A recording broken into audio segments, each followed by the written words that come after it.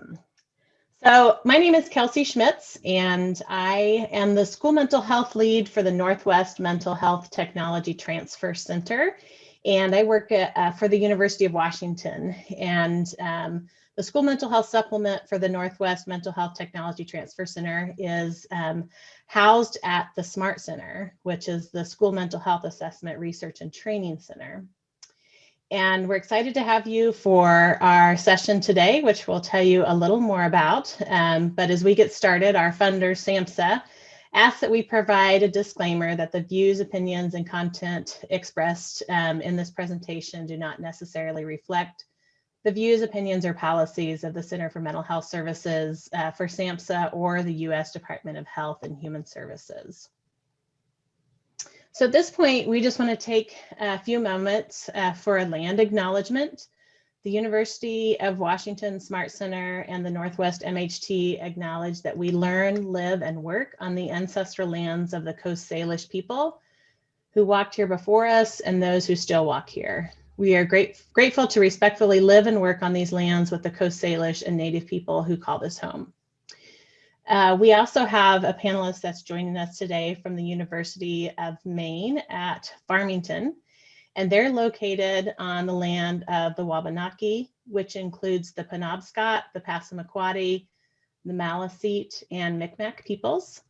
And they are grateful to respectfully live and work on those lands with the people who call that home. And we really hope that all of you will take time to learn more about the ancestral lands that you are joining us from.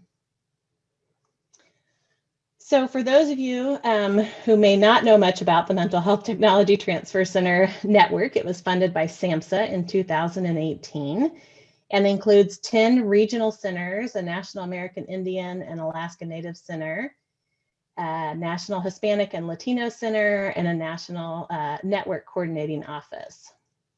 This series today has been sponsored by our Northwest MHTTC, and we know that many of you are joining us from outside of our region and want to make sure that you know about a regional resource that you have in your area as well. So this slide tells you a little bit about how you can connect with us at the School Mental Health Supplement team. That's part of the Northwest Mental Health Technology Transfer Center. You'll notice our website. You can email us. You can sign up for our newsletter that we send out monthly. And we'd love for you to connect with us on social media. And just a shout out to my amazing colleagues, Megan Lucy and Natalie Flores and Eric Brenz, who help support this work. So just a quick review. We have held 2 sessions on managing anxiety in the Return to School series, and today's format will be just a little bit different. We are taking the questions that maybe we haven't gotten to in those 2 sessions, questions that we got through registration, and making these experts available to you for the rest of our time today so that you can ask questions that you may have. And the way this is going to work is we have put together some questions and they're going to take those and start answering a few. The other thing I want to mention, and we'll get to a little bit at the end, is that we are going to be putting together a Managing Anxiety in the Schools toolkit. And we want to get some information, some feedback from you all about what would be helpful to have in that toolkit, what format would be useful for you all. So I'll mention it again at the end, but kind of be thinking about something that would be helpful for you in your role to have to support your learning around anxiety in schools. So we took I took the questions that came in. Natalie organized them for us.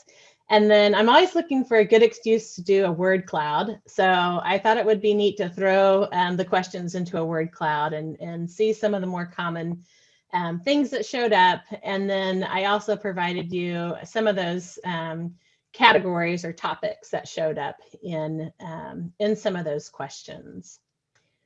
So at this point, I am going to introduce our panelists for today. We are thrilled to be joined again by Dr. Kendra Reed, who is a clinical psychologist and the director of the Mood and Anxiety Program and director of anxiety programs at Seattle Children's. She's also the director of psychotherapy training through the University of Washington School of Medicine Child Psychiatry Fellowship. We're also joined by Dr. Jennifer Blossom, who's a clinical child psychologist and is an assistant professor in the Division of Psychology and Human Development at the University of Maine, Farmington. And joining us today is Dr. Cecily Stepney, and she is a clinical psychologist at Seattle Children's with roles in the departments of psychiatry and behavioral medicine and adolescent and young adult medicine. So at this time, I just want to invite Cecily and Kendra and Jen to come on video and wave and introduce yourselves. And then I think Kendra is going to walk us through a few slides just to review and reorient to just some of the material they covered. And then they're going to turn off the slides, and I think Kendra's going to facilitate some of the questions and answers. We'll let you all ask some of your questions, and that's just how we're going to spend our time today. So thanks for being with us, and I'll let the three of you take it. Thanks so much, Kelsey. We are so excited to be here with you all. Thank you for making the time in what we imagine are very, very busy schedules to be here with us today. Anxiety is something that all three of us are very, very passionate about in terms of helping youth and their caregivers in all those various forms, help them cope with anxiety and figure out what to do when it starts to impact their lives. So you can see our bios here, and we may share a little bit more about ourselves as we go. You have heard, if you have attended our previous talks, a lot from myself and Jen Blossom, but I really do just want to call out Dr. Stepney's involvement with us today and volunteering her time. She has extraordinary expertise in the treatment of anxiety disorders. She is also a provider in our gender clinic and works a lot with adolescents. And she just brings a lot to the table for us to kind of enrich our discussion here with her expertise. So Cecily, I'm not sure if there's any more you would like to say to introduce yourself here before we get started. No, I don't have much more to say, but I'm excited to be here. Great, thanks so much. So I just wanted to go over a couple of quick slides to review some of the things that we talked about in the, excuse me, in the initial two seminars that we've done. These are review, and some of the questions pull on some of these topics, so we'll dive a little bit deeper as we go. So rest assured, if it doesn't sound exactly clear, you can pose a question. We have questions to follow up on this information as we go, but just wanted to set the broader framework. To start, we have no disclosures to share. So the key points from our first seminar were to really emphasize the importance of approach. So as we think about the evidence-based interventions for anxiety, the key intervention is really around what's called exposure, or facing one's fears.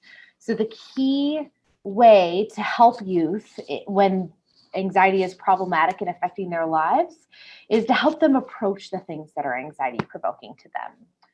We want to avoid doing things like excessive reassurance, distractions, or accommodations that encourage them to avoid the things that are anxiety provoking.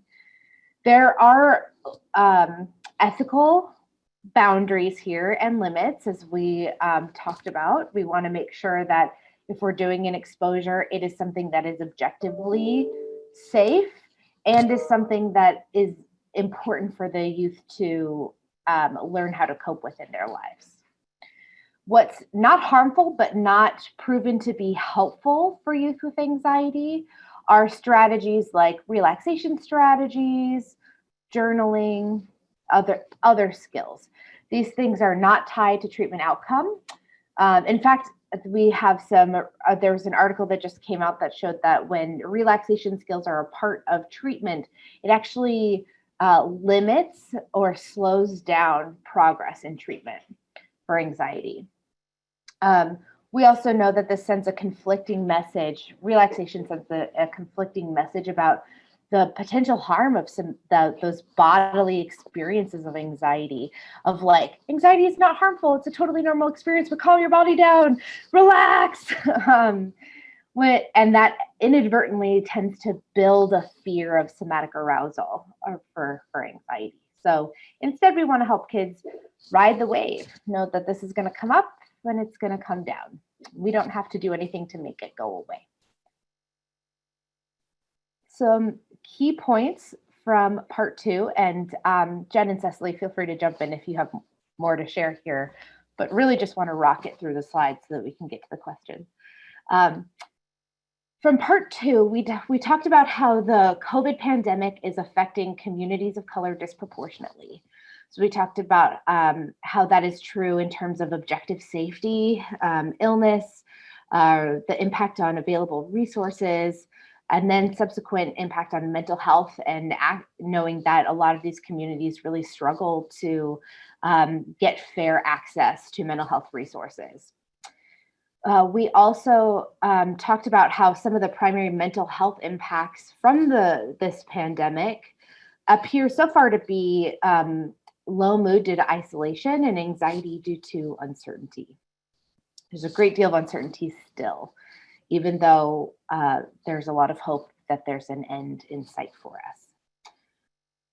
And if we take all of this together to help think about how do we help our kids cope in a situation like this, we really want to think about those small steps of approaching objectively safe and normative behavior, how we can get them to take those small steps toward those things when the situation is not objectively dangerous and it's a situation that the child should learn to cope with. So say, and this came up a ton in the questions, turning on the camera for Zoom classes, participating in the available social and educational opportunities that are there, acknowledging that it's not the same as it was when we were engaged in person versus remote learning. Cecily, Jen, anything you would add to that recap? Any additional points you would like to make? I was just going to say, this just came up in my anxiety group that I teach for parents of kids of 6 to 8-year-olds. And we talked a lot about how like we're in really uncertain and very odd times, right? And so that we can expect, right, that our kids might be struggling more with school, and to validate that they are struggling, and that there's also this expectation that they need to participate in the things that will continue and further their education and help them to socialize, right? So both of those things can be true, that like right now is really hard for people, and there are things that we can do to not make it worse, right? I think that's a really good point, that combination of support or like validation of like, I get that this is hard, and confidence that they can do it, even though they can do hard things, to quote Glennon Doyle a little bit. Jen, anything else you would add? No, I think you both covered it beautifully. Okay, great. So now I'm going to stop sharing, and we are going to move to the question portion of today. So as Kelsey noted, we have a list of questions that came up across the previous 2 seminars, and I'm going to try to chunk them together, but please feel free to drop any questions that come up for you as we talk in the Q&A box, so that we can make sure we're also addressing your current questions. Okay, so one of the things, and this was a big theme that came up, was around how to help youth engage more in remote learning, knowing that kids are avoiding this. It might be because of anxiety. How do we know that that's that it's anxiety that's driving that avoidance or disengagement, and how do we help them engage more? So let's start with that one and break that one down. Cecily, Jen, anyone, you want to take a chunk of that off first?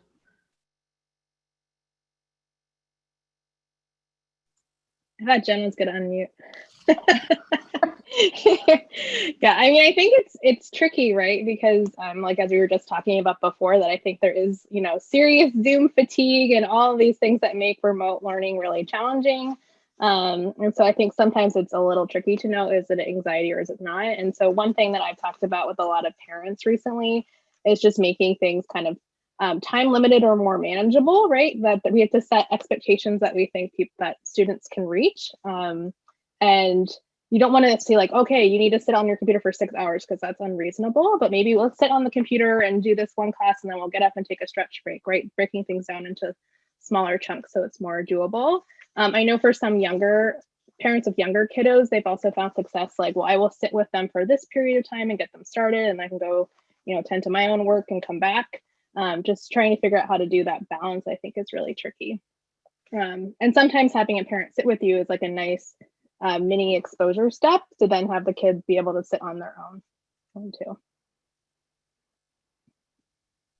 Yeah, I love those ideas that you just shared, Cecily, and it makes me think the kind of just tested out idea. If you're having difficulty assessing, is it anxiety related? Is it something else? Is it Zoom fatigue that we're all feeling? Try it out, right? Because that's going to help you learn. So if you try some of those steps that Cecily just described, you'll get more information about maybe what's getting in the way for them.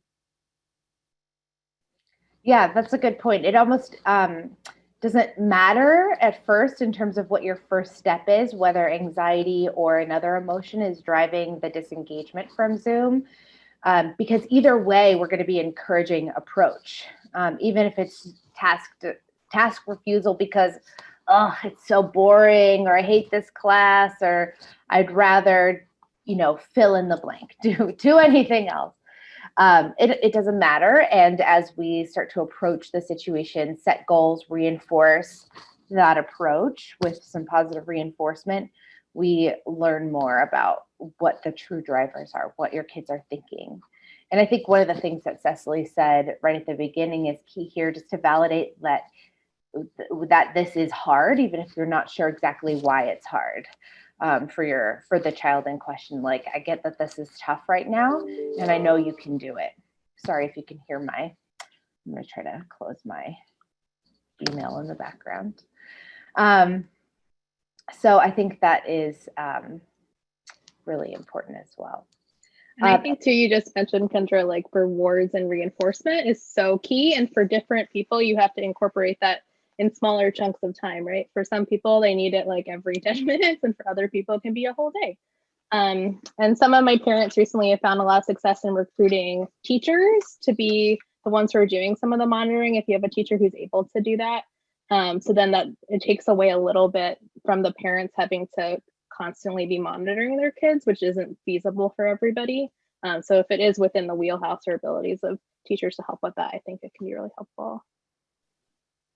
Yeah, absolutely. And I think it can feel hard for the educators in this setting to feel like they have to monitor this other thing. So really is a compromise between the family and the educator of what is a system that's going to be feasible to implement, how frequently what behavior are we monitoring, how frequently are we checking in, how is there going to be communication about this regularly.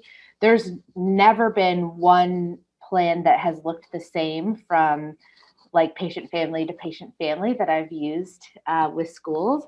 It's just the general idea of setting a goal, having everybody be on the same page, and think about how are we going to get the information to the parents if they're not able to sit there the whole time, so that they can positively reinforce the child. And also the educator, sending a private chat to say like, I see you turned your camera on, nice job, I know this is hard, you're doing it. Those moments of praise should not be underestimated. They're really meaningful. Okay.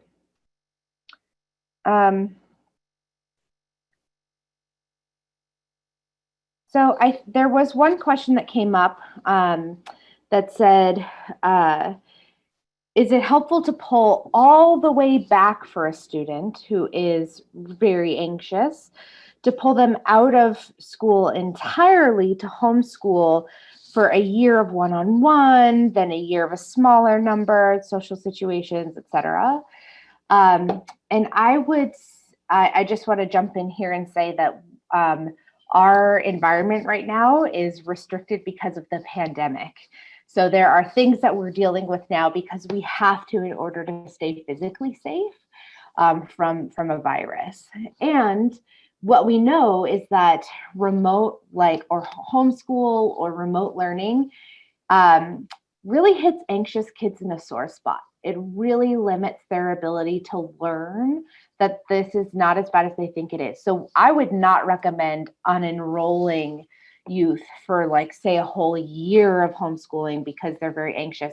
We actually know that anxiety can change very quickly, and unenrolling youth would, from my opinion, would really underestimate their resilience and their ability to learn and grow in the face of anxiety. But Cecily, Jen, what are your thoughts about that question?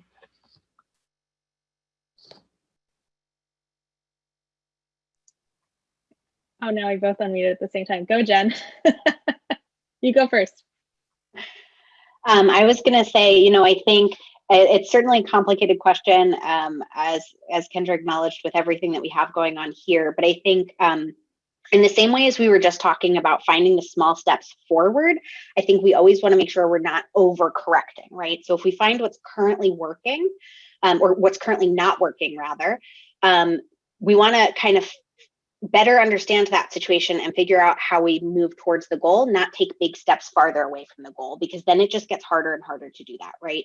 So if we have a student who's joining even 10 minutes a day, that's 10 more minutes than if they weren't joining at all. So we want to help, how do we increase the number of minutes that they're joining, not take away those expectations? And I think a big piece of that goes to the point that Kendra was just making, is we're sending messages around their own, as they learn about their own efficacy, their own resiliency, what they are able to manage. And if they're getting messages from their environment, from important adults in their environment that, oh, maybe you can't handle it, or maybe this is too much, then that's information they're going to internalize and understand, and that's going to set their own expectations. So if we have that balance that Cecily was describing just a few minutes ago, of validating it's really hard and that 10 minutes is awesome because that's where they are right now, how can we get you to 15? That's really the goal that we would want to be thinking about. Yeah, I would agree that it's much harder to come back from being totally homeschooled. And I think it'll be really interesting once we transition out of the pandemic too, to see how that impacts kids' ability to jump back into brick and mortar schools, right? I think it's going to be, some kids are going to be leaping for it, and other kids are going to be like, yes, I didn't have to interact with people. So I think we'll face that challenge when it comes on, though. Thank you both. I'm just trying to keep it. We have some really wonderful suggestions coming in from Saeed in our chat. So I was just trying to read those. So great. One of the questions that came in our live chat that I just want to bring in at this point is, there are parents who have multiple children. They're dealing with virtual schooling. Some of those parents are also working on top of this. How do you help them with their anxiety and stress? The parents, what are your thoughts? I've got thoughts. What are your thoughts? Let's start there. I mean, I'm a big validation fan, so I like to start with that, yeah, this is really hard right now, and in a lot of ways, like, it's an impossible task, right? And so helping people think through, is there other support sources that you can tap on? Like if it's a multiple parent household, could you tap out when you're realizing you're feeling overly stressed? Although that's not possible for everybody, right? And so, yeah, I think, yeah, validating that is really a challenge. And figuring out if there are different kids who could support other kids, even though that's not their job, right? So this is kind of like unprecedented times. And at least in my parent anxiety group, I'm always encouraging them to think about how can they apply the skills themselves. And if if the stress that the parents are dealing with is just like COVID related stress and not their own anxiety, that might be an opportunity to practice some distress tolerance skills of like, I'm going to go step aside. I'm getting frustrated. I'm going to take some breath. I'm going to do some mindfulness, and then I'm going to come back. And that's different than if we're like encouraging people to do exposures, right? Because this is like a real stressor. Yeah, I think just as Cecily was saying, using the same skills that we're asking parents to help their kids use with themselves, right? So making sure they have realistic expectations. If their 5 children all joined Zoom for 10 minutes that day, that's awesome, right? So it's not, we have 5 kids that were connected and on task the entire day. That's way too high of an expectation potentially. So I think just being realistic and helping them find the milestones too. And I think when we're able to do that, I teach early counselors, early career counselors. And one of the things I always talk about is that I find it's most helpful to be able to tell and help others work on these skills when I actually have my own experience practicing them. We want parents to be doing that with their kids. We want educators to be doing that with the kids too, right? Because then you can speak from your personal experience about why this has been so helpful, or that validation, becomes across so much more effectively because you're describing from your own experiences. So just as we're trying to talk about getting kids to kind of work up to that 15 minutes, joining for a full class, we want to find parents understand where they are and then figure out what's that step forward and what's realistic for them to be able to do at that point. And what a great model caregivers serve in that moment, to be able to narrate, ooh, like mom or dad or whoever I just had this really harsh situation. I was feeling really stressed or nervous about whatever situation was happening. And here's how I adaptively coped with that. Here's just like validating that was hard. And here's how I found a way to take a step forward, or to, just cope in a way that was adaptive, that led to positive change and movement forward. I think that the analogy of that, and we've talked about this probably a couple of times, but the analogy of the airplane emergency of like, put your oxygen mask on first, is a key one in this situation, because we want to make sure that all youth are accessing their this appropriate education, and if but not at the expense of other like the family's global health, right? We can come back from a missed day where we didn't connect. It's so much harder to come back from some of the other long-term consequences that might happen if we are pursuing single goals at the expense of all our overall well-being. So really wanting parents to think about how can we kind of break this impossible task down into pieces to see like, what can we realistically commit to, and for the things that we are going to miss, because we're all missing something these days, who could we communicate to about that, to say just a heads up that this is not going to be something that I can do. There's an interview, and this is some internet meme that I saw, but there's an interview with the writer Nora Roberts, where she talked about, and this was years ago and not about a pandemic, but talked about being a writer and having kids, and the analogy of there being, probably going to say this imperfectly, but there being multiple balls that you're juggling, but some of them are plastic and some of them are glass, and knowing that like some things you can drop or put down for now, and it won't be as catastrophic as we might worry it is. So starting to think through, what are the pieces that we can like let go of or set aside for now to come back to later. I think that's a great point. I'm going to keep bringing up my anxiety group because it's fresh in my mind because I had it yesterday. And we spent a lot of time talking about school yesterday. And one of the parents brought up that she's studying to be an educator, and that, if this year all we do is help our kids get through learning math and like literacy skills, like reading and writing, then that's great. Like the music, the art, which, all that stuff is really important to me, being daughter of a theater professor. And yet, like, some of those things, it's okay if we can't fit 6 classes or get everything done. It's just not always a reasonable expectation. Thanks, Cecily. One of a big chunk of questions that we received came around like how, if we're changing the perspective of 504 plans and IEPs, which have historically, not in every case, but in many cases, they've historically been written to promote avoidance or distraction from anxiety-provoking situations. What are the things that we should write instead in place of those less helpful accommodations? So I'm switching gears a little bit, but and one of the things we acknowledged in the previous seminar is that we really want the accommodations and IEP goals to be specific to the student's situation. So whatever the feared situation is, we want to tailor the wording of the 504 accommodation or IEP goal to that specific circumstance. But I just wondered if we could brainstorm some specific examples to here to give our educators a flavor of what this would really look or read like. Thoughts? So one thing that came to mind that I don't think we've talked about specifically before is around something like test anxiety.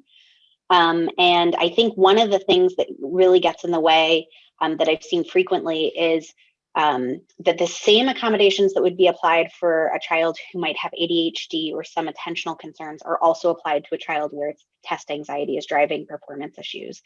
And that's, I think, a perfect example where we would want those to look very different, because likely what's getting in the way for a student with test anxiety is worrying about what if I get something wrong? What if I didn't study hard enough? And they're kind of getting lost in that headspace. And what we want them to do is just answer the first question, right? So we want to make sure that we're not providing extra time for something that isn't directly related to a processing or attentional issue that requires that accommodation in a very different way. This is certainly complicated because we know also that ADHD and anxiety are very highly comorbid. We have a lot of students that have both of these concerns. And I think that that's where some of these issues with 504 and IEP can get really complicated to kind of figure out how you're supporting the student in the best way possible, accounting for both of those things. And I'd love to, if Kendra or Cecily, if you have specific ideas or examples from your clinical practice about what this has looked like or how you've supported families when that's the case. I mean, I think sometimes it depends what the driver is. I know for some people who have like perfectionistic tendencies, that a helpful accommodation in the short term might be having the teachers set give them an estimate of how much time they expect the assignment to take. Like, I expect that it's going to take you 30 minutes, and that's all they're allowed to spend on it, and then turning it in anyway, and probably realizing they're going to do better than they expected. I've also had for some students like being able to complete like every other problem in a time frame, which is also anxiety provoking if you're a perfectionist, because you're like, I want to do all of the problems, and that's not always needed. Kendra, do you have other thoughts?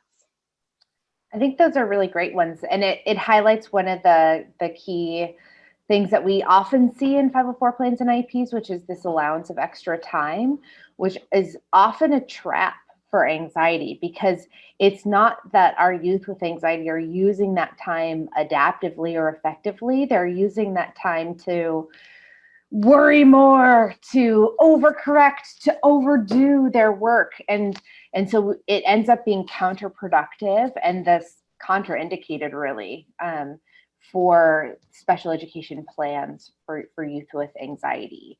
Though it does seem to be the thing we keep in our back pocket to pull out when we're not sure what a child needs. So I would just point that out, that most of the time I'm asking schools to get rid of that one, to do exactly what Cecily's saying, which is, hey, let's keep to the time frame. Let's turn in what you have done and do that exposure of like, what if it's not perfect? Is it as bad as I think it's going to be? You know, what is the consequence of getting a lesser score on this assignment compared to my catastrophic thought about what's going to happen? So I think those are really good ones. Really, it's just, it's hard to think of specific. I'm trying to conjure up some specific cases that I've seen and what I've encouraged instead. You know, a lot of times the accommodations I'm talking about have to do with selective mutism or school avoidance. And so we're really talking about like, what is our current verbal goal? Is it speaking one time to the teacher one-on-one? Is it, you know, is it different? Is it responding to questions? Is it asking a question? What is the goal in terms of level of verbalization? Who's around? How many people are also listening? How many words they're asked to say? And making sure that the educators in that setting know to give lots of opportunities and how to set up lots of opportunities to reach that goal. And similarly for school avoidance, it's like, what is our attendance expectation for right now? When we were talking about in-person school, sometimes my attendance expectation was to get to the parking lot. Sometimes it was to like butt in chair in the office. A lot of times youth and the people around the youth, the caregivers in lots of different settings, is to they tend to get stuck in this all or nothing thinking, like you're either in class the whole time or you are absent, which is really unhelpful in terms of thinking through the steps to work toward attendance. Certainly the faster we get through those steps, the better, but also we need to acknowledge the different rungs on the ladder, so to speak, that we can make use of to get some more buy-in, to feel successful, all of us in the situation. What is the small next thing that we can reinforce? Sometimes it's just, butt in chair in some setting, but not the perfect one, and for what amount of time.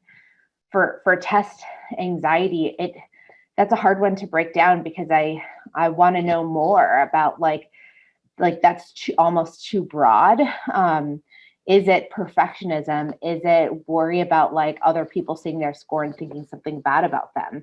Because then I'd want to do lots of practice exposure tests to say, like, I do tests with kids all the time, tests that I give them. I don't know, I printed off the internet. I don't know where I got it, but like stuff that's way too hard for them. So like I'm grading it and they're not doing well, and we're going to look at that grade and see like, who cares? Sort of hang it up on the wall in the clinic. Yeah. I used to work in clinics. Yeah, right. Back when we were in clinic, our doors were covered in failed tests. Not because we don't want our kids to care about their grades. It's not that that's even likely to ever be the case, but to loosen up the rules and shoulds and unhelpful cognitions that our kids have, to see like, I'm still a worthwhile person, even if I get questions wrong, even if this test doesn't go the way that I hope. So really, it's just about sitting down to approach the test and not focusing on the absence of anxiety itself. That's key. I think one of the things that Jen and I at least have talked about is thinking through, like maybe writing down some examples in a tool of like, what would be some 504 plan accommodations? What would be some IEP goals, and how would we word them? Because it's going to be different. I wish there was like a template we could just hand to you, make all of your lives so much easier. Unfortunately, that's not the case. Though I can definitely see this being an area for future development. So if you all, I think Kelsey mentioned this, that we're going to be asking for some feedback about what tools would be helpful. If there are specific situations or things that you would find to be helpful in your setting, please do let us know. I have one more thought. The other thing I was thinking about is sometimes it's useful to have those plans be time limited, right? So like, if the goal is just to get the kid to school, that's great. And then the goal might be to like talk on, like give a present, if someone has social anxiety, give a presentation to the teacher, but not in front of the rest of the class. But we don't want that to be the on the plan for years, right? We want them to be able to practice outside of that eventually. Yeah, that is such an important point, Cecily. Like the anxiety, we expect change for anxiety. Anxiety is not problematic anxiety is not a stable trait characteristic. is something we would expect to change. Otherwise, like, I don't know why we would be doing this job every day. So we need the plans to be as dynamic as we expect change improvement to be. So we need plans that are worded in a way that allow for growth. Yeah, I always tell patients that anxiety and OCD is one of my favorite things to treat because I know the treatment is so effective. And once you get the ball rolling with exposures, it actually can be a lot of fun. I totally agree. Exposures are my favorite because we get to be really creative and fun. But my favorite part of treatment is when kids start to get engaged and like, oh, I thought I could do this exposure today. It's so amazing to see just how brave our kids can be, even if it's hard to imagine that right now. Another question that came up a lot around 504 plans is how, like, we get it, we are so on board. How do we get other people on board? How do we get the school administrators on board? How do we get the patient families on board? What thoughts do you guys have about getting other people on board for approach versus avoidance? Often, I think one kind of thing that comes up is that by the time we're seeing them, or certainly when they're coming into a clinic, this will be different for those of you that are in the school setting, but likely they have tried some of the things that they're suggesting, or that you can think of many examples of students who have had these accommodations that are contraindicated, like we're describing, where we're not seeing the movement we would want to see, which makes sense for those of us who are bought in, right? When we understand the model of approach, it makes sense that when we accommodate avoidance, that we're not going to get that movement that we want to see. So I think it's really, it's an idiographic approach based on the role of the person. Is it a caregiver? Is it another person in school? One of the things that we think about as kids get older, they have many different teachers. So what happens if you have 2 teachers that are on board and 3 teachers that are not? And so I think it's that approach too. And at the risk of sounding like a broken record, it varies based on the person, like we've said a couple of times here. But just really trying to think about how you might be able to get some buy-in from them. And I think certainly when I hear from teachers, both professionally as well as personally, I have a lot of teachers in my life, just the difficulties and expectations, that validation goes a long way there too, right? Because we're adding another thing to their plate. It feels hard. And that's where I think talking about, providing a little bit more background about that ultimately we want to be able to reduce the expectations or the accommodations that they're needing to keep in mind, because this is going to actually help the student get back to fully participating in the way that we would want them to, so that in the short term it can feel really hard, but also in the long term that this would hopefully make things a little bit easier for them in the classroom.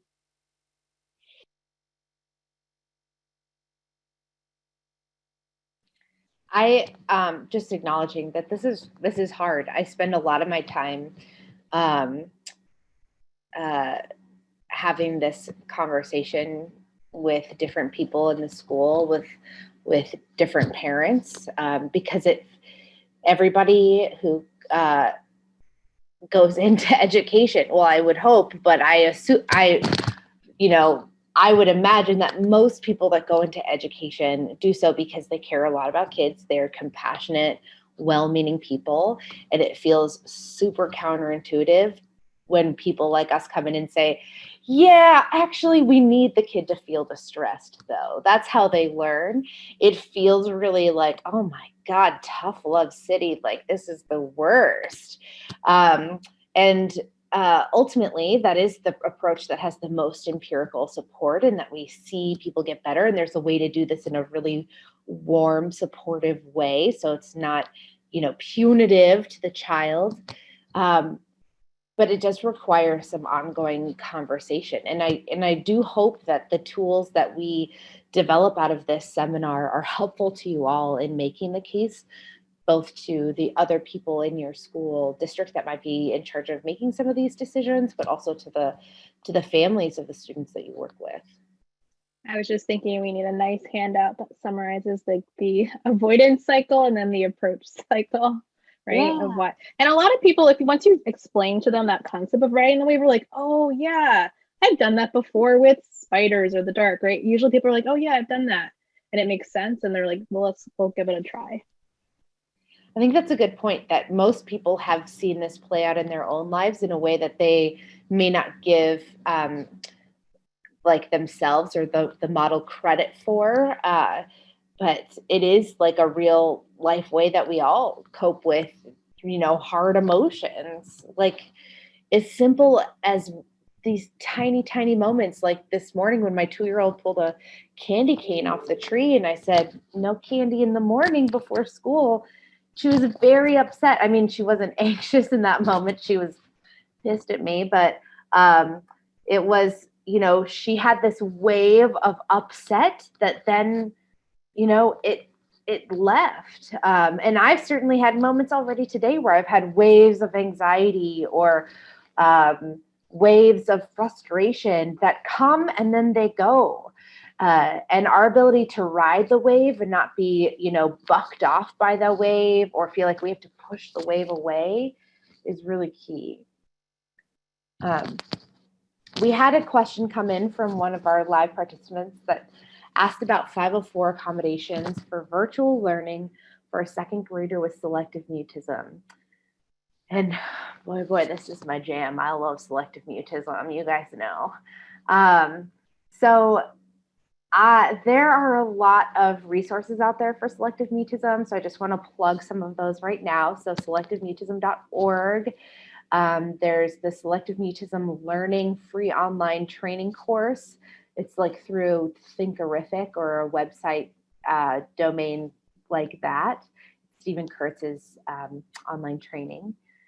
But if I was to boil down my recommendations, what I would do is to collaborate with at least the caregivers in this situation. A second grader could collaborate too, and I would invite them to have a, sort of quote voice at the table, even if it's not like a voice you can hear in a meeting with them, but they're talking with their parents about it, to set some goals of, hey, I get that this is hard, really anxiety provoking. Here are like the different categories that we're seeing. So one is turning the camera on. One is talking with classmates. One might be talking with teachers. One might be just nonverbal communication over Zoom. One might be, chatting in the chat box, sharing an answer. There's so many different levels of communication. So starting to put them in order of like easiest to hardest. So we know for this child where those different levels are. And then it's really just about setting a goal. So for this week, every day, maybe a goal is to turn on the camera for, 5 minutes every hour, or, really breaking it down to something like that. And so then the teacher is just kind of tracking, is that camera going on for the 5 minutes every hour?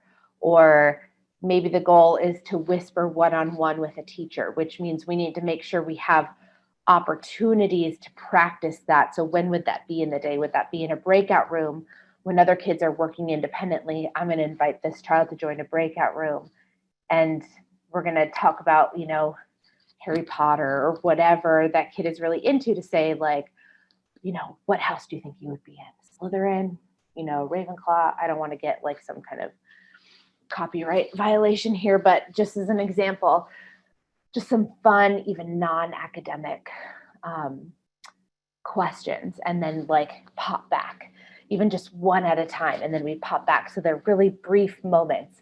And then the teacher is recording, okay, here are the opportunities that came up. Here are the times the child was successful meeting that goal, in some way of communicating that back to the parents, so that parents are aware of what's happening if they're not able to be there in the moment. Life is really different for every family. And then parents can positively reinforce that with praise and hopefully a reward system. And then that goal changes as the child becomes more successful meeting that initial goal. Then it's like, okay, well, what's our next goal? Well, what's our next goal? This is a new situation coming. We have music class this week. What would be a goal for that class? So that is, if I was to boil it down, that is the intervention for SM in school. That was an awesome summary. But one thought I just had was that I know depending on what software you're using, there's also the feature, right, to turn off your video like being able to see yourself, which sometimes is a nice first step. Like I do right now, my video is on because I want to make sure my background looks okay. But often in meetings, I'll turn it off because it's distracting to be like, oh, is my hair out of place? And that for a kid who's anxious, that's like, it's just a nice first step, right? That's a really, really good point, Cecily. I think we can take advantage of this virtual setting to think about like all the different ways that we can control the situation to have it be easier or harder. So maybe like, okay, I don't mind them seeing my face, but I don't want them to see my room. Like, what if they think my room is too babyish or dumb or whatever? Then it's like, okay, maybe you have special permission to use a virtual background. And you know that whole thing with virtual backgrounds where you can like fade in and fade out? That might be, maybe we keep the virtual background up and it's like the teacher's going to count how many times they see your face pop in. And then like, okay, we might take a break and fade out. Okay, now we're going to pop back in, you know, so we can be kind of playful with it in a way, you know, maybe that would be too distracting, but just thinking playfully with families about how they can meet these goals and how you can like private chat, like, nice job, I saw you. Like, I saw you turn your camera on, or you're doing it. There's that face again. I love to see you smile. Like just little positive reinforcements of like, I'm acknowledging that you're doing the thing that is hard and I know it's hard for you to do it. I had a family too recently who like had like a stuffy visible in the camera and the kid was just like slightly off screen and then like slowly came more on the camera, right? There are ways to do it. Or maybe you're like further back away from the camera and then approach. I love that. It's all about shaping behavior. So we don't have to expect like, okay, now we're doing the exposure, so you have to do it like the most right from the start, but we can start at some other step and like inch our way on. You know, I have some kids join like this at first, and then, you know, we get one goggle on there and then we gradually move over. So I think that's a really good point. Any other thoughts about 504 plans or IEPs before we move on? One just general thought that came up with all of the creative ways that we can get on camera talk was I think, and this would be different depending on what the worry is, of course, but not knowing when the camera is going to be on, right? So if there's worries about perfectionism, am I going to be, you know, the way Cecily was describing, like, how do I look or how's my background look? So if there's ways where it's maybe part of it is caregivers sitting with the kid and they don't know, but periodically they're going to pop the camera on and off. And it'll be, you know, for short bursts to start or, you know, 30 seconds, but there's not that time to prepare, right? It's just, this is what happens. I was in the middle of a word or I was in the middle of a bite. And now everybody saw that I had food in my mouth, right? And getting comfortable with, especially, you know, 9+ months into this pandemic, many of us are getting much more comfortable. Our expectations of what being camera ready look very different than March, at least for myself. So helping them kind of get some of that practice and realize, you know, I'm one of maybe 18 other students. The fact that I was looking away when the camera started, nobody really noticed that. Really kind of targeting that spotlight effect concern that some of the students might have around being on camera.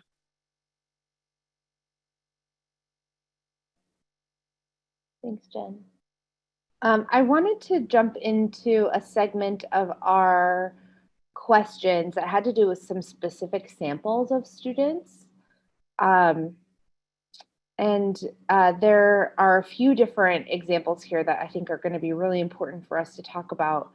One really pulls to Cecily, your expertise in the gender clinic. And so this question says, what's your experience with anxiety in youth who are transitioning genders or are gender nonconforming youth, I would add? How do you practice exposure while also being sensitive to the vast changes they experience internally and externally? Yeah, I think that's a great question. And I always start with validation. So I think recognizing that that there probably are going to face some hard moments is really important. And I think helping people think through, like, what are the safe spaces for me to practice? Like if I want to dress a certain way, can I do that at home or with certain friends? I'm thinking through, like, is your school actually going to be a safe environment to come out? I think When we're talking about doing exposures, right, we talk about wanting to do it for situations where we don't really anticipate that there's a real danger. And for some people, there is a danger in the coming out process. So just helping them think through that. I certainly do that with people when I meet with them in the gender clinic, and think through like who might be like a good ally if I am having some struggles, like who might be able to turn to in my school environment or at home or else outside of that environment to help me get through those tough moments. But I really do think thinking through the real life safety concerns is extremely important when you're going to help people start to kind of live more authentically and just figure out like where can I test things out. I've certainly had teenagers who are like, well, I'm going to wait to do it in this space because I don't think people are going to be very accepting. And I think that's okay, right? Everyone has their own process. And I think one more point, that sometimes people's anxiety is not all about gender dysphoria. And so sometimes teasing that apart, like I certainly have some patients who are like, well, I just don't like giving presentations and I've never liked giving presentations. And so that's not necessarily about the dysphoria. And so in that case, I would be all about encouraging them to do exposures. However, for some patients, they don't like giving presentations because they don't like the way their voice sounds. And that's a totally different expectation to set. And so then I'd probably lean more on the validation side while also figuring out, is there a way to start doing some exposure in this area where they would still feel kind of confident to do so, if that makes sense. I think that makes a lot of sense. And I think it just points out, like you're saying, the need to really validate and acknowledge that there are objective threats to many people in our community, is, whether they are gender nonconforming youth or people of color. One of the other questions that came up here is, how does anxiety intersect with racial microaggressions, gaslighting for people of color? Thinking about how the alarm is picking up on real threat to well-being, but others are invalidating the idea that the threat is real or present. So just wanted to kind of bring these two together in recognizing that there are real objective threats and safety concerns for many people in our communities. And how does that dovetail with everything we've been talking about with exposure here? So Cecily, I think you started it by saying, like, where are the safe places? Let's be careful in our assessment about where there are objective, real threats and acknowledging that.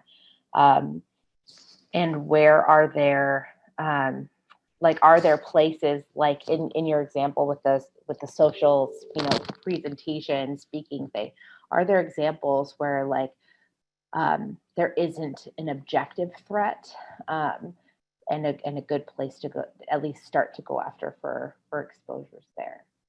What else would you all say for this question?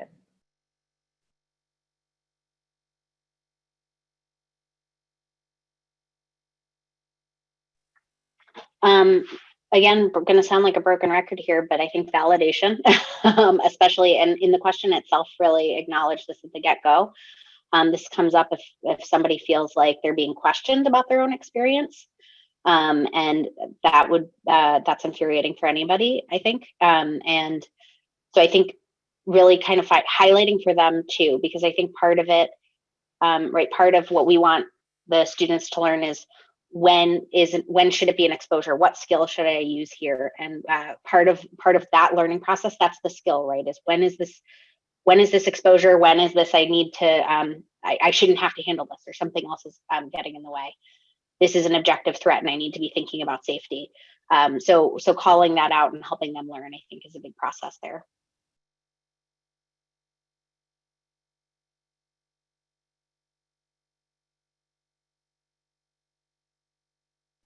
Anything you want to add, Cecily, or we can move on to the next question? I was just trying to think if there's anything I wanted to add. I mean, I think in terms of like microaggressions and anxiety, that of course those things are linked, right? That people who have experience chronic racism are more likely to experience more stressors. And I was actually just reviewing an article on this, and that people are more likely to have more like mood and anxiety and other like physical health concerns as well, just from having that chronic stress. And so like, I don't think that exposure necessarily has its place in when you're talking about racism and microaggressions, right? And that validation and really helping people, not that you necessarily know exactly where they're coming from, but just listening to people and helping them to hear that you hear what they're saying and not saying, well, oh, did that really happen that way? Like that's not a very helpful question. Or, oh, that shouldn't have happened to you, but yes, it did happen to me. So acknowledging that, things, that life is hard, and people can be racist or sexist or transphobic, right? That it's really important just to recognize that those are real things that happen to people. And oftentimes I'll talk to parents, not necessarily about like race or gender, but just in general of like, that sometimes the best thing you can do is just listen and validate. And you don't need to solve the problem either, right? It might be impossible in some situations to solve the problem. Yeah, for a lot of teens in particular, they just want to be heard. I think that's a good point, Cecily. There was in the last seminar, we shared a flow chart of like when does exposure make sense? And one of the pieces right at the top is there an objective threat? And racism is an objective threat. This is not something, there are real safety concerns, and there are, and this is not something that I feel like that we need to expose kids to in order for them to learn how to cope with it. That's not a place for exposure. It's absolutely a place for exactly what Cecily was saying, which is validation and listening. So just want to say that up front. And I think we've all been broken records on this, but it's okay. Validating for kids that things are hard and never ever promising that the bad things don't happen or that shouldn't be your experience. It's not that bad. Come on, kid. Like, even whether we're talking about something that has an objective threat to it, like racism, or we're talking about something like giving a presentation in class, turning your camera on, whatever. We undermining, kind of gaslighting the experience of difficulty is going to be counterproductive across the board.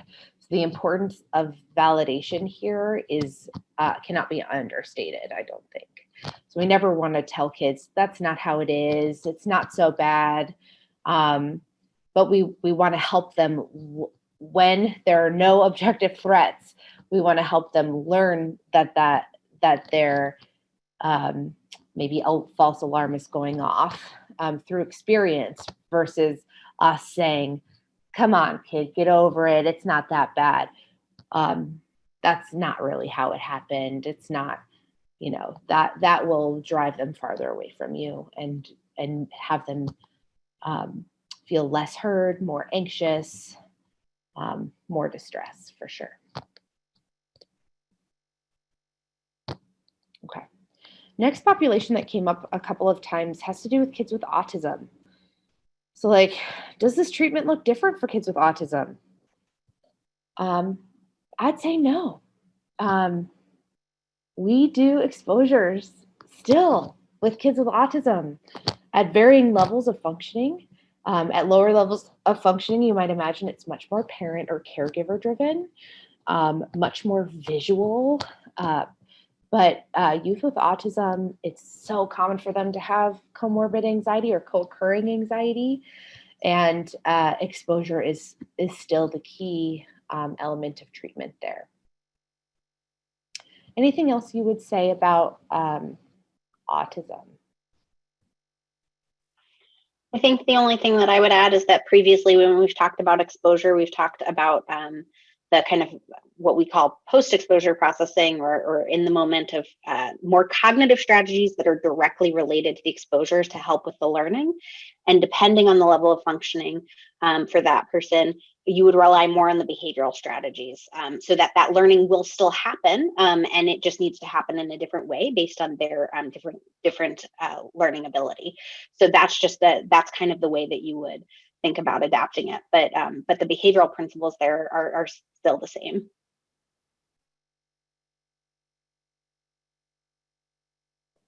And I think this at least starts to address one of the questions that we have in the Q&A about, middle schooler with anxiety and rigid thinking and autism and ADHD and lots of oversharing and, self-comfort measures, and they're not in public. So they're, they don't have maybe the possibly otherwise present social pressure to kind of hold some of this stuff back. And I really think here, goes to exactly what Jen was saying, is like setting some behavioral goals and just, and some cues with that patient in a way, which will look different depending on however your virtual classroom is set up. How we can say like how we're meeting the goal to reduce the more problematic behaviors and increase the more productive adaptive behaviors. How can we reinforce that in a way that is meaningful for this child would be key. What would you all say? Yeah, I would agree that trying to find like a specific, like, are you hoping that they'll only share for 1 minute of every hour or whatever, whatever it is. It's hard. It's like the opposite of what we're often dealing with online school, of wanting kids to vocalize. But just figuring out, is there a way to flip it to the positive, what you're hoping to see, and rewarding that.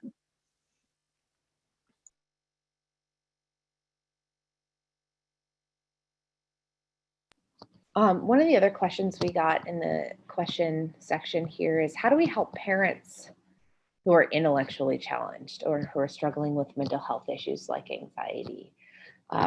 It is, I just want to say, incredibly common for parents to be experiencing anxiety when their kids come into clinic with problematic anxiety.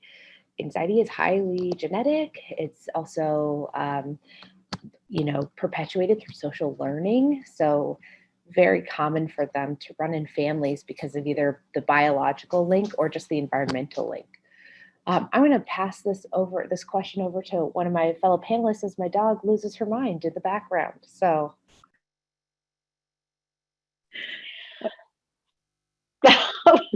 I was just going to say, one of the suggestions that came up from somebody earlier, just thinking about creatively how we're sharing the information, right? I think I've said this in one of these sessions before, but as psychologists, we love to make things complicated. And sometimes one of my favorite things to be able to just talk to people from different fields to figure out how we can, because what we're talking about ultimately is not that complicated. It's just we overcomplicate things, we overthink about things. So I think getting creative with how you're sharing the information. Don't, figure out how much information to share at one point. Check in. Repetition, I think, is important for all of our learning. So we're going to learn as we think about it more, as we've had time to kind of take away and come back and discuss it, reevaluate. Also getting creative with the way that we share that information. So verbally, written, using visual aids as the person suggested, which is the point that I was starting with and got a little lost there, sorry. But just really kind of thinking about how, what's the best way, just as we think about for our students who have different learning needs, what are the best ways of sharing it for that family? And I was thinking with the anxiety question in particular, that if you've helped the student get connected with a therapist, encouraging the parent to try to be involved as much as possible, especially for younger kids. I think it's really, really important for parents to be involved. And what I've found is that as I work together with a kid and their parent, that if the parent also is anxious, a light bulb moment starts to happen. They're like, oh, I could apply that skill to me too. Which I think they start doing that and actually start seeing changes, is what I've noticed, at least. I totally agree. And apologies for having to go off camera there as I dealt with the real life. It happens at my house too. I think the other half of the question was about a parent who had intellectual disability. Did we cover that part yet? Did I miss that? Jen talked about it a little bit. Oh, great. Excellent. Thanks, Jen. Sorry I missed that. We have another question in the chat from Leah, who says, what about, encouraging youth to take a minute to reflect on their thought, feeling, and behavior cycle that was just triggered by anxiety? Like, is there a more helpful thought? Is there a thinking error here? And worried that this is falling into a journaling sort of situation. I think this is fine. I think it's helpful for kids to take a minute to reflect on their experience. I would just want it to make sure that it's paired with the appropriate exposure for the situation. Again, journaling isn't bad. I think a lot of people, maybe even on this seminar, would really love to journal themselves, and go for it. It's just not the primary intervention is all. Anything else? I would agree. I mean, I think what you described is, social emotional learning, which I'm a big proponent of. That's like what I studied in graduate school. And so I think it's really important for people to be able to identify their thoughts, feelings, and behaviors. And often that identification of how you were feeling in that moment or that thought can already start to regulate your emotions. So I think it's very important for students to have that practice. So I don't think you're doing anything wrong.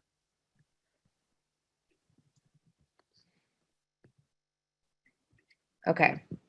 And seeing another question here saying, how do we support parents whose style is to protect their kids from pain and discomfort, reinforcing anxiety by letting them stay home, aligning on their complaints about school?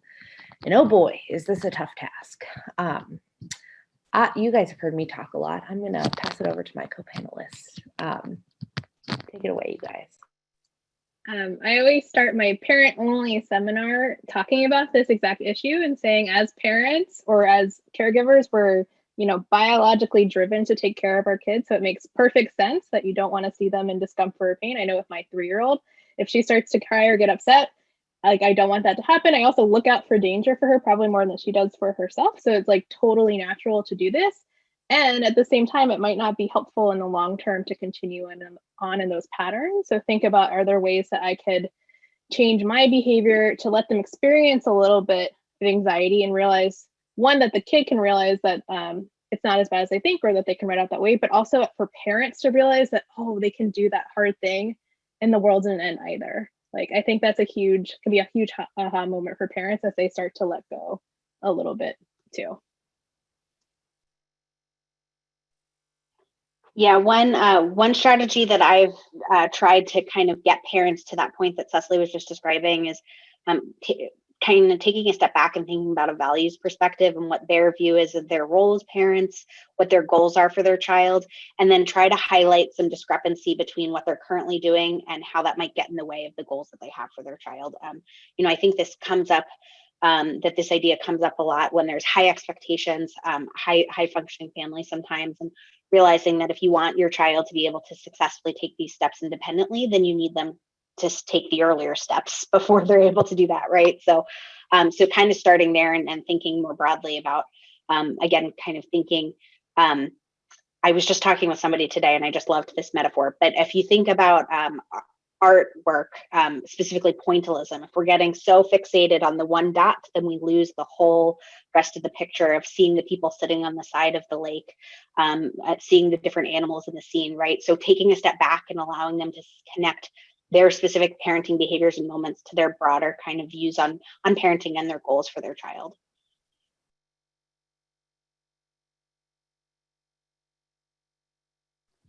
Thank you both.